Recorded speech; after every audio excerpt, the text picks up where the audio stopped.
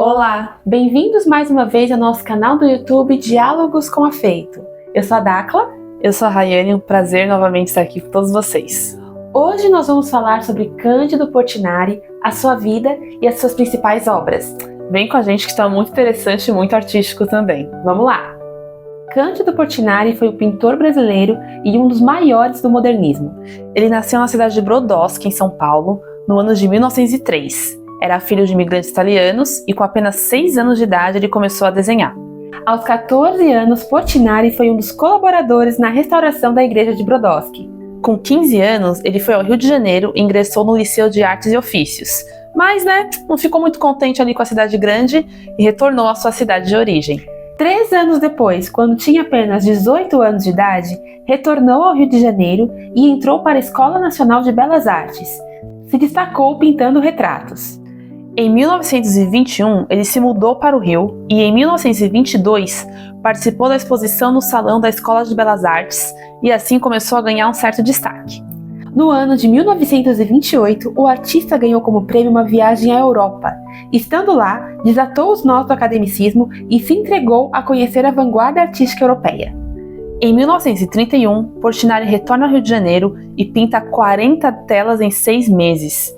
Nesse período, ele realmente abandonou as linhas clássicas e trouxe as características mais modernistas para suas obras. A partir de 1932, após uma exposição individual no Palace Hotel, no Rio, o artista focou na temática social e na expressão da terra brasileira. Peguemos como exemplo esta tela de 1934 chamada O Café. Em 1935, com esta obra, ele se tornou o primeiro pintor modernista a ser premiado no exterior, após a sua premiação na Exposição Internacional de Arte Moderna. Ainda neste ano, lecionou pintura mural na Universidade do Distrito Federal. Um de seus alunos foi Burle Marx. Entre 1936 e 1945, o Portinari pintou 9 painéis que foram destinados ao Ministério de Educação e Cultura. Em 1944, Cândido Portinari foi convidado por Oscar Niemeyer, o arquiteto, para pintar a Capela de Pampulha, em Belo Horizonte. Nesse período, nessa fase, as obras do Portinari já estavam num momento muito expressionista, por conta da guerra. Sim. Então eram figuras muito contorcidas, eram características muito marcantes, muito escurecidas, e por conta disso, a igreja ela recusou a consagração do templo. A sua série Retirantes surge nessa fase também. Vamos falar um pouco melhor sobre ela logo mais.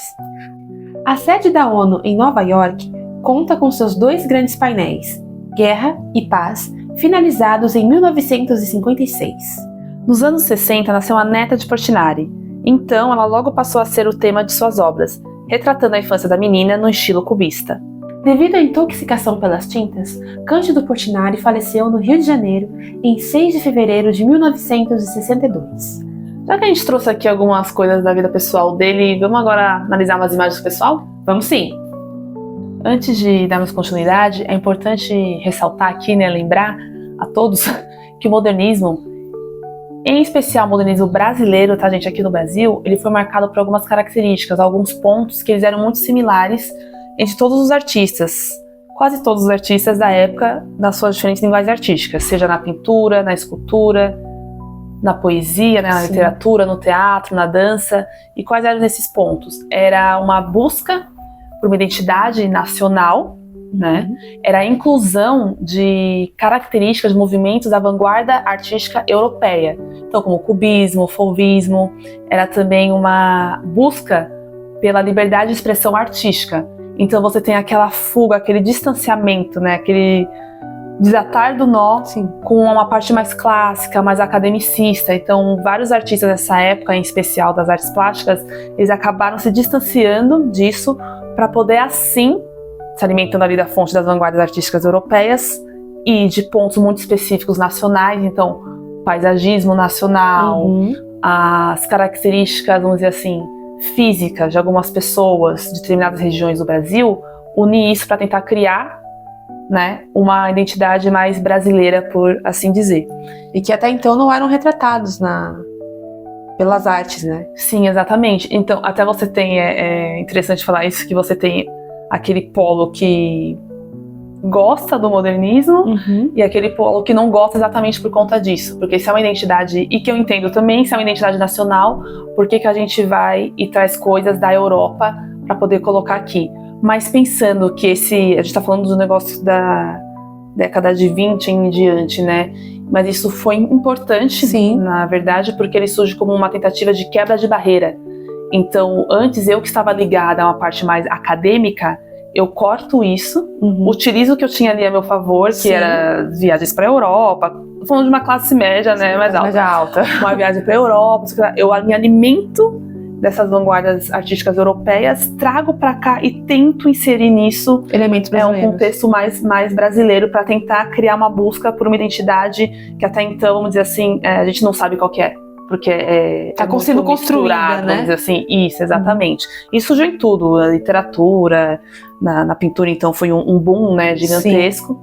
Mas enfim, é só importante relembrar isso, porque com isso a gente consegue também entender um pouco melhor as obras do Portinari. Enquanto passam algumas obras de Portinari na tela, tenhamos em mente também que o artista se preocupava com as desigualdades sociais e as denúncias existentes na época. A gente pode fazer um paralelo aqui, né, Rai, com a Vidas Secas, de Graciliano Ramos, que também faz uma denúncia referente aos retirantes que saíam do Nordeste em condições de vida social desumanas e vinham para o Sudeste na busca de uma vida melhor, na busca de mais dignidade. Então, se você quiser fazer um paralelo entre obras de artes plásticas e também livros, é interessante você pegar a Vidas Secas de Graciliano Ramos e também os quadros dessa fase do Cândido Portinari. E aí isso é muito interessante porque, por conta dessas denúncias de desigualdades sociais, ele logo fez a fome e da miséria tema central em suas obras. Como podemos observar aqui, né, tá aparecendo na tela, a série Retirantes, do artista, que é composta por 3 quadros: Retirantes, Criança Morta e Enterro na Rede. Vale lembrar que Criança Morta, que pertence a essa série Retirantes de Cândido Portinari, está no acervo do MASP. Sim, e tá lá em exposição também, né? Sim. Aproveitando, né, já puxar esse gancho aqui, vai aparecer aí na tela, tá? Então não estou dando as costas para vocês, mas vamos analisar então o quadro, né, que eu trouxe aqui, Criança Morta, de 1944, do Cândido Portinari. Então esse quadro vai aparecer, tá, alguns momentos aí para vocês na tela. A gente tá usando aqui um suporte pra gente poder ver e analisar junto. O que acontece aqui, né? A Dacla já trouxe essa questão da família nordestina, que ela sai, né, ela se retira da sua terra natal em busca de melhores condições de vida. Então a gente, geralmente nesse período, principalmente nas obras do Portinari, a gente tinha muito essa questão da família um pouco mais, vamos dizer assim, numerosa. Sim. Né? Então você não vai ter um casal e um filho, você vai ter um casal, 3 filhos, por exemplo. Aqui, agora focando nesse quadro, a gente tem uma figura central, que ela está de cabeça baixa, né? É a única que a gente não vê, tirando a criança aqui do lado também, mas a gente não consegue, vamos dizer assim, olhar diretamente para os olhos dessa figura, então de cabeça baixa, totalmente triste, né? Obviamente impactado por essa criança morta em seus braços, que aqui é representada até como uma figura de morte mesmo, que seria um esqueleto ali, né, seco. Então essas figuras, além de contorcidas, elas são totalmente secas, porque era aquela denúncia da fome, advinda da desigualdade social, né? Você tem aquela figura um pouco mais alta ali à esquerda, direita no caso, essa figura central que também tá com a cabeça baixa, mas você consegue ver as lágrimas saindo, né? Essas outras 2 figuras também têm as lágrimas correndo dos olhos, e essa criança que ela tá ali também quase caminhando pro mesmo destino, né? Da criança que tá nos braços da figura central. Então aqui você também consegue observar um certo jogo de luz. Sim. Tá, só toma cuidado quando a gente fala jogo de luz para não confundir com barroco. É totalmente diferente o uso. Mas é um jogo de luz no qual você consegue entender melhor a densidade material dessa obra. Então ela começa a ficar um pouco mais densa, um pouco mais carregada mesmo, quando ela começa a ir para o centro, né?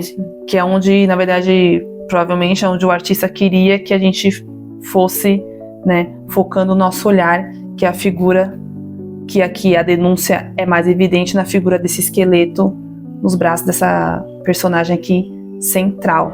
É interessante de denotar também que essa figura central, ela apresenta mãos muito robustas, né, que pode também ser representada como trabalho. O trabalho dos retirantes, o trabalho com a terra, em um ambiente árido, em um ambiente difícil, em um ambiente complexo, em que a mão, ela não é uma mão delicada, ela não é uma mão, por exemplo, retratada em outras obras de arte de outros períodos, em que a delicadeza da mão era muito importante, inclusive para as mulheres da época, principalmente lá em 1800, 1700, serem conhecidas por sua beleza. A mão também era um elemento de beleza feminina. Aqui, a mão ela tem também um papel central no sentido de força da labuta do trabalho e também de pesar, porque as mãos que trabalham são as mãos que enterram o filho que não suportou uma viagem dessa magnitude com essa dificuldade. Então, a gente percebe que na obra de Portinari, ela tem, quando ele está pintando, você percebe que o que ele tem aqui de foco principal é chocar. O choque emocional é muito grande. Se vocês forem para o Márcio, vocês vão perceber isso. Quando você olha para o quadro, você fica hipnotizado, você é levado para dentro do quadro, porque você fica pensando qual é a história dessa família. E aí você percebe que a história é a história de várias famílias brasileiras que precisa se adaptar a condições extremas. Então é uma denúncia num nível que ele faz que é para chocar mesmo. É para você ir para sua casa e ficar pensando no que está acontecendo. Ele tem esse interesse, ele tem essa visão, ele tem esse objetivo. E também ele deixa isso muito claro, evidente, do estilo que ele utiliza aqui, né? Que lembrando que é uma fase totalmente expressionista das obras dele. E isso fica evidente até nos traços, né? Nos traços, na maneira que essa pintura toda é conduzida. E lembrando também que a gente está falando muito das figuras, né? Dos personagens dessa imagem, mas também tem o cenário. Sim. Né? Então você tem esse céu e você tem esse chão seco, árido. A figura, né? Passa secura, né? Exatamente. Então, não só os personagens, mas como o cenário todo, o contexto que elas estão inseridas, já é essa questão da... Estamos aqui, somente aqui, e não temos mais nada. Exato. Né? Então, a miséria marcante, totalmente expressada nessa obra, é muito evidente a partir do momento que você consegue fazer alguns recortes dela, né? Quando você vai analisar alguma imagem, principalmente pintura, é muito... Quando você começa a analisar, né, é muito interessante você fazer quebras da imagem para você conseguir. Então, tem 5 figuras, tem 6, vamos fazer a quebra da personagem pra gente conseguir analisar qual que tá em pé, qual que tá chorando, qual que não tá. Porque cada uma tá passando uma mensagem. Exato, pra você depois ampliar esse olhar e conseguir fazer um estudo, né, mais aprofundado da pintura como um todo. O que dá para fazer também aqui é uma leitura que provavelmente Cândido Portinari faz, que é uma leitura quase premonitória. A criança que está morta é um cadáver, ela é apresentada como um cadáver, ela está em praticamente decomposição. E você percebe em todos os personagens, principalmente na menina lateral e no menino, olha as pernas, olha os braços. De todo mundo, da figura central, todos estão caminhando para este mesmo lugar. O destino da criança é o futuro de todos eles. Então, ele está fazendo uma denúncia. Olha, o que aconteceu com essa criança, muito provavelmente, acontecerá com a família inteira. E o que aconteceu com essa família, que é representada alegoricamente aqui neste quadro, é a realidade de milhares de outras famílias que vieram antes, durante a produção desse quadro, em décadas e décadas depois. Então, o que ele faz aqui, praticamente, é um retrato do passado, porque está contando uma história, e também uma premonição, porque a história não mudou, não é? Então é uma crítica muito ferrenha do que ele está fazendo. E eu acho que essa crítica é tão profunda, que até as lágrimas, elas são secas, né? Sim, exatamente. Elas são secas. Você fala assim, tudo bem, mas como é que vai pintar uma lágrima? Mas não, você tem diversos quadros, diferentes períodos que você vê a lágrima ali, você acha que é uma água, que tem recursos pra descendo, isso. Tá correndo mesmo, né? E aqui não, até as lágrimas, elas são como se fossem pedras, né? Sim. Então você consegue ali ver o choro, você consegue ver o desespero, a tristeza, mas mesmo assim ela tá endurecida, né? E muito provavelmente por conta do tema que essa obra representa. Vamos agora dar um novo salto e falar de um quadro que Cândido Portinari fez da sua neta, chamado Denise com Carneiro, em 1960. Gente, esse quadro aqui, que também vai aparecer na tela, da Denise com Carneirinho, né, da neta dele. Olha como já é diferente, né? É totalmente outro esquema aqui. O que acontece também, o modernismo, na década de 50, ele começou a passar por algumas mudanças, e Portinari olhou e falou, não, vou me manter fiel aqui ao que eu acredito, ao que eu faço, meu estilo, o abstracionismo total não agradava muito, né, o Portinari.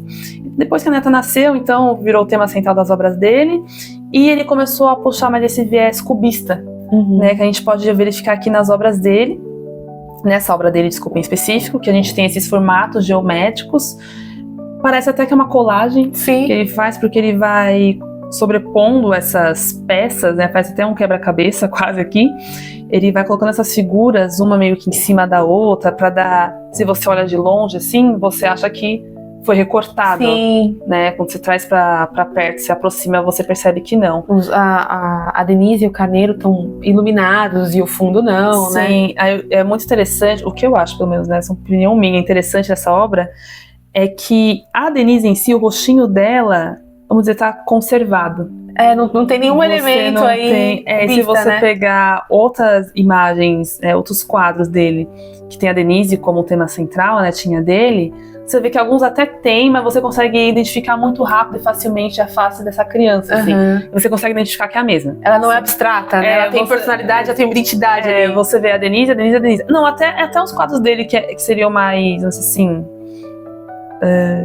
mais abstratos, né? Não tão figurativos, você ainda consegue identificar, né? E isso eu acho muito, muito interessante, essa questão que você trouxe da iluminação, né? Sim. Então ela e o Carneirinho ali, eles estão juntinhos, estão brincando, estão bem iluminados. Né, e isso é muito interessante. E a parte mais geométrica, né, mais cubista, vamos dizer assim, ela serve para enfeitar a vestimenta dela e criar um cenário ali, um fundo, né? Não chega nem a ser um cenário, mas um fundo, mas sempre destacando essa serenidade, essa questão mais infantil,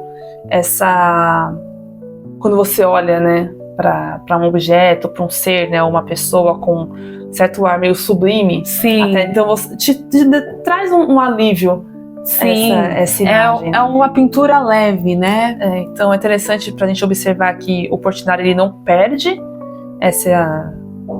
esse estilo dele, né, essa essência dele que caminha sempre para essa questão modernista, mais a primeira fase, assim, mas ele também ele vai mudando o contexto, né, ele vai trazendo outros temas, ele vai editando as obras dele com aquela essência, aquela personalidade de Portinari, mas de outra maneira também. Vale a pena conferir as obras de Cândido Portinari para saber sobre a sua vida, sobre o seu estilo de trabalho e também sobre a história do Brasil. É interessante ressaltar também que na cidade natal de Cândido Portinari, em Brodowski, a casa em que ele vivia se tornou um museu. Museu Casa de Portinari. É super interessante, tem pinturas que ele fazia nas paredes, tem os cômodos dele que são originais, os móveis. O jardim é maravilhoso, nós fomos lá algumas vezes, é uma cidade que é próxima de Ribeirão Preto, então se você tem a possibilidade, se você tem o acesso, é muito interessante você conhecer, porque você consegue ver ali de pertinho os objetos que o próprio Portinari tocou. E a gente vai deixar até o link aqui do museu também, caso vocês queiram visitar, né, igual a Daca falou, vale muito a pena, gente, de verdade.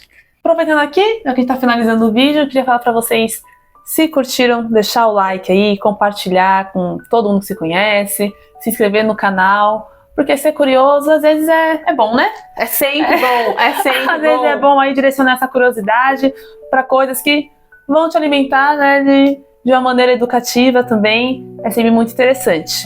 Além de nos seguir no Instagram e aqui no YouTube, comece a seguir a gente lá no TikTok, vai aparecer em algum lugar aqui da tela para vocês. Nós estamos fazendo vídeos exclusivos para aquela rede social. A famosa rede vizinha, entramos nessa também. Gente, vamos para o spoiler do próximo vídeo? Vamos, eu devo dizer que Raeli lutou e ela venceu essa batalha. Semana que vem nós voltamos para ela, para a poesia concreta, com ninguém mais, ninguém menos do que Paulo Leminski. Exatamente, gente, estou ansiosa para compartilhar esse vídeo com vocês. Vai ficar lindo, maravilhoso, vai dar orgulho de ver. Então, termina de ver, compartilhe o nosso vídeo e aguardo vocês na próxima semana. Até lá! Tchau, tchau!